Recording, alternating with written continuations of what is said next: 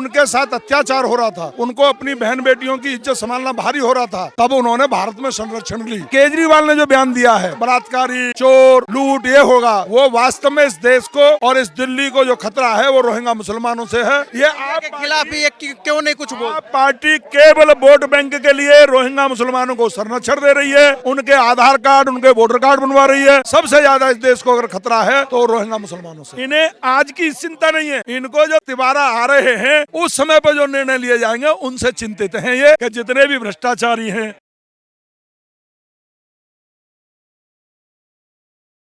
नमस्कार, हमारे साथ इस वक्त सीएए पे बात करने के लिए नागेंद्र सिंह है, हिंदू जागरण मंच से।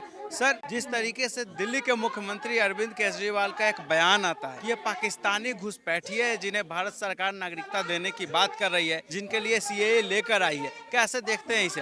केजरीवाल केवल वोट की राजनीति करते हैं, क्योंकि यहाँ पर जो पाकिस्तान, बंगाल और अफगानिस्तान से जो हमारे पीड़ित थे, जो पीड़ित लोगों ने भारत में संरक्षण ली और वो काफी लंबे समय से नागरिकता के लिए इंतजार कर रहे थे, और उस नागरिकता को पीछे भी सरकार ने कोशिश करी, लेकिन जो शाहीन बाग पर जिस तरह का प्रदर्शन हुआ, उन्होंने बिगड़ सोचे समझे वो प्रदर्शन किया। जैसा हमारे गृह मंत्री जी ने कहा है, इससे जो सिख हैं, जैन हैं, हिंदू हैं, बौद्ध हैं, जो इन तीनों देशों में पीड़ित थे, जिनको न्याय नहीं मिल रहा था, उनके साथ अत्याचार हो रहा था, उनको अपनी बहन बेटियों की इज्जत संभालना भारी हो रहा था, तब उन्होंने भारत में संरक्षण ली। और भारत वह देश है जो सबको संरक्षण दे सकता है। उन्होंने उनको नागरिकता दिया। इससे हम बहुत खुश हैं। हमारे भाइयों को जो पीड़ित थे, दुखित थे, कुंठित थे, उनको यहाँ की नागरिकता मिली है, हम बहुत खुश हैं। और जो केजरीवाल ने जो बयान दिया है बलात्कारी, चोर, लूट ये होगा, वो वास्तव में इस देश को और इस दिल्ली को जो खतरा है वो रोहिंग्या मुसलमानों से है। वह केजरीवाल उनके बारे में कुछ नहीं बोलता। और हमारे गृह मंत्री जी ने स्पष्ट किया है कि ये नागरिकता देने वाली बात है, नागरिकता छीनी नहीं जाएगी, ये कानून उस तरह का है। लेकिन ममता बनर्जी, केजरीवाल, केरल के मुख्यमंत्री कहते हैं हम अपने राज्य में इसे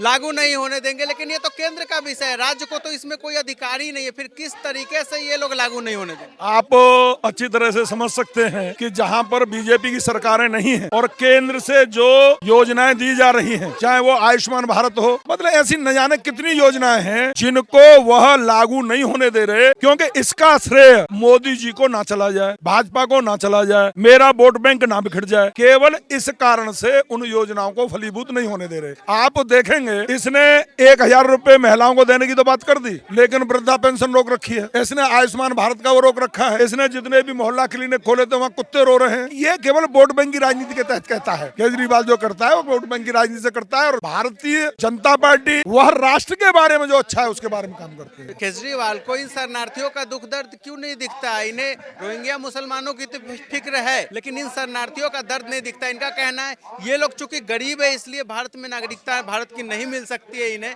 क्योंकि यहाँ आकर बेरोजगारी बढ़ाएंगे। मैं आपके मंच के माध्यम से केजरीवाल जी को एक सलाह देना चाहूंगा कि जिस समय देश का बंटवारा हुआ वो धर्म के नाम पर हुआ, लेकिन ये कहा गया कि जो जहाँ रहना चाहता है वो रहे। तो आज जहाँ 23% मुसलमान पाकिस्तान में था, आज कितना परसेंट रह गया? बंगाल में कितना परसेंट रह गया? मतलब वहाँ से हमारे हिंदुओं को लज्जित करना, बलात्कार करना, बहन बेटियों के साथ, नाबालिग बेटियों के साथ बलात्कार करना, बालिगों के साथ निकाह करना, मतलब हमारी जो परसेंटेज है 0.6 या 0.3 या कुछ ऐसा रह गया है। तो आज यहाँ पर जो उन्होंने संरक्षण दिए है, उनको केजरीवाल को ये देखना चाहिए कि जिस समय देश का बंटवारा हुआ था हमारे हिंदू भाइयों के साथ किस तरह का अत्याचार हुआ, और विशेष तौर से राष्ट्रीय स्वयंसेवक संघ ने अपनी जान की बाजी लगा करके उन हिंदू भाइयों को किस तरह से बाहर निकाला। उनको मैं सलाह देना चाहूंगा और मैं भेज दूंगा उनके पास। एक किताब है जोत जला निज प्राण की, इसको वो पढ़े और उनको पता चलेगा कि किस किस तरह का हमारे भाइयों के साथ अत्याचार हुआ था।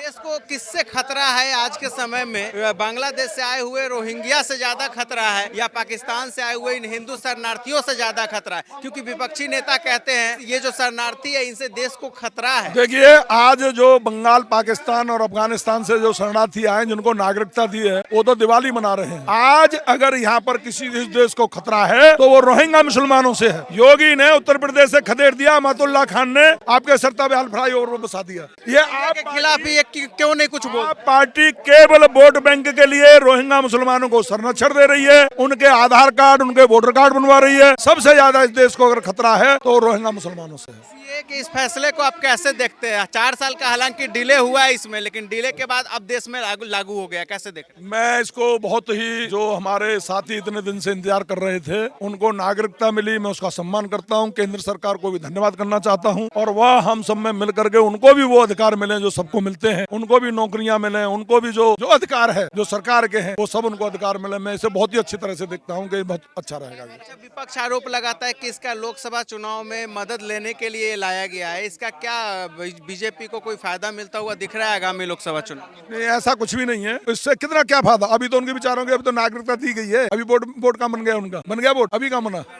इलेक्शन के पर्पज से लाए हैं। वो नहीं चाहिए उन्हें तो कुछ न कुछ विरोध के लिए चाहिए, उनके पास कोई बचा नहीं। 370 के लिए कहती थी तिरंगा उठाने वाला नहीं होगा, 370 हो गई। मंदिर को कहते थे कि मंदिर कब बनाओगे, तारीख नहीं बताओगे, मंदिर भी बन गया। काशी में भी हो गया, उज्जैन में भी हो गया। अब सब कुछ काम करते जा रहे हैं। अभी तो आगे आगे देखते जाइए होता है क्या। अभी तो जो मोदी जी ने कहा है ना कि बहुत कठोर निर्णय लेने हैं, इन्हें आज की चिंता नहीं है। इनको जो दोबारा आ रहे हैं उस समय पर जो निर्णय लिए जाएंगे उनसे चिंतित है ये, कि जितने भी भ्रष्टाचारी हैं, जिन्होंने केवल परिवार के लिए, अपने घर के लिए करा है, उनका तिहाड़ जेल इंतजार कर रहा है। आहिस्ता आहिस्ता सब लोग जा रहे हैं, इनमें से भी कोई रुकने वाला नहीं है, जाएंगे। इन्हें खतरा इस चीज का है। अपने का कठोर डिसीजन कुछ लेने वाले थर्ड टर्म में प्रधानमंत्री, वो क्या हो सकते हैं कठोर डिसीजन? भाई कठोर निर्णय यही है कि समान नागरिकता का जो आएगा इसी देश में लागू होगा। उनको जितने भी जो ये बहुत मोटा घोटाला करके बैठे हुए हैं, जो बच रहे हैं, इनको अंदर की हवा कोर्ट के द्वारा दिलाई जाएगी। और जो कहते हैं ना, जो हमारा नारा है, भारत में यदि रहना होगा वंदे मातरम कहना होगा। आप हमारे राष्ट्र में रह रहे हो, हमारे राष्ट्र की बात करिए। अब यहाँ कोई पाकिस्तान जिंदाबाद का नारा लगा नहीं सकता। ये उस तरह की सरकार आएगी, और इस तरह का कोई करेगा तो जिस तरह से योगी बाबा का बुलडोजर चलता है, यहाँ भी उसी तरह का काम होने लगेगा। उस तरह के कोर्ट निर्णय लिए जाएंगे। और ये जो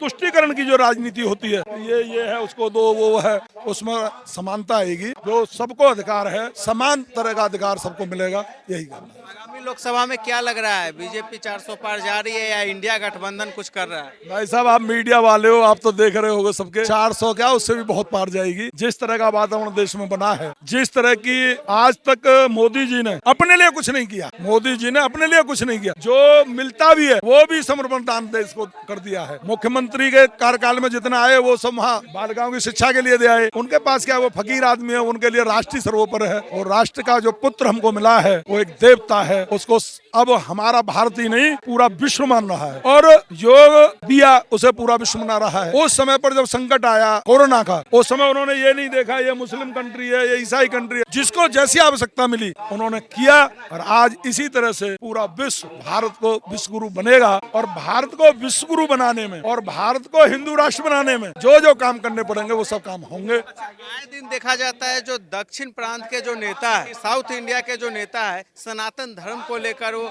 हमेशा सवाल उठाते रहते हैं। कैसी कैसी गालियां उन्होंने दिया है, उनको लेकर क्या कहना चाहेंगे? मेरा कहना है कि अगर आप दक्षिण में गए हो, मैं तो रामेश्वरम, मीनाक्षी, मदुरई सब जगह में घूम आया हूँ। वास्तव में सनातन संस्कृति वहीं पर है। आप उन मंदिरों को देखिए, उनके सारी चीजें देखिए, पूजा पद्धति देखिए, जितना वहाँ पर है वो केवल वोट बैंक की राजनीति है। क्योंकि केरल में विधर्मी, जिन्हें हम मुसलमान कहते हैं, उनकी संख्या ज्यादा बढ़ गई है। ईसाई है, उनकी संख्या ज्यादा हो गई है, तो वो अपने हिसाब से बात कर रहे हैं। वरना मैंने देखा है ना, त्रिवेंद्रपुरम में मैं गया हूँ, रंगोली बनाना, किस तरह से घर के बाहर तुलसी का वृक्ष लगाना, हिंदू का अपना वो सारा सनातन धर्म जो कहता है उन सबको स्वास्थ्य का चित्र रहना, ये सारा कुछ है। सबसे ज्यादा सनातन जो है, सनातन धर्म का पालन साउथ में ही किया जाता है, वहीं पे देखा गया है। लेकिन वहीं के कुछ ऐसे नेता है जो सनातन पे ही बार बार अटैक क्यों करते हैं? सनातन क्या वहाँ पे कमजोर है क्या? केवल और केवल वोट बैंक के लिए। क्या उसका लाभ मिलेगा या नुकसान होने वाला है? आहिस्ता आहिस्ता देखते जाइए, पूरा राष्ट्र हिंदूमय बनेगा और उनको अपनी औकात पता चल जाएगी। और एक मिनट सुनिए, और बताना चाहता हूँ, राष्ट्रीय मुस्लिम मंच जो हमारा, वो राष्ट्र के काम कर रहा है। उसने भी सीए के लिए कहा है कि इसे स्वीकार करे, इससे हमें कोई नुकसान नहीं है। इसलिए हमारा जो राष्ट्रीय स्वयंसेवक संघ है, उनके जो भी अनुशासन संगठन है, सर्वस्पर्शी बन रहा है और हम विश्व गुरु बनेंगे, इतना निश्चित है।